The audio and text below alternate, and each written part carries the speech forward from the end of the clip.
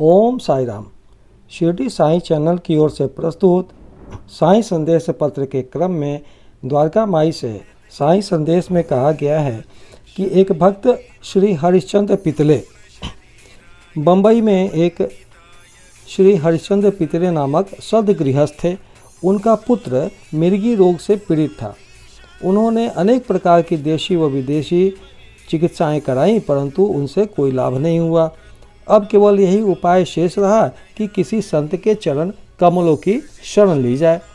तब उनके मन में भी श्री साईं बाबा के शुभ दर्शन की तीव्र इच्छा जागृत हुई। यात्रा का प्रबंध कर भेंट देने हेतु फलों की टोकरी लेकर पत्नी और बच्चों सहित वे शिरडी पधारे। मस्जिद पहुंचकर उन्होंने चरण वंदना की और अपने रोगी पुत्र को उनके श्री चरणों में डाल दिया। बाबा की दृष्टि उस पर पड़ते ही उसमें एक विचित्र परिवर्तन हो गया। बच्चे ने आंखें फेर दी और बेसुध होकर गिर पड़ा। उसके मुंह से झाग निकलने लगी तथा शरीर पसीने से भीग गया और ऐसी आशंका होने लगी कि अब उसके प्राण निकलने ही वाले हैं। यह देखकर उसके माता पिता अत्यंत निराश होकर घबराने लगे।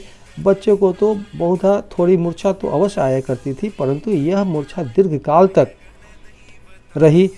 माता की आंखों से आंसुओं की धारा बह रही थी और वह दुख ग्रसित होकर अंतर्नाद करने लगी कि मैं ऐसी स्थिति में हूँ जैसे कि एक व्यक्ति चोरों के डर से भागकर किसी के घर में प्रविष्ट हो जाए और वह घर ही उसके ऊपर गिर पड़े।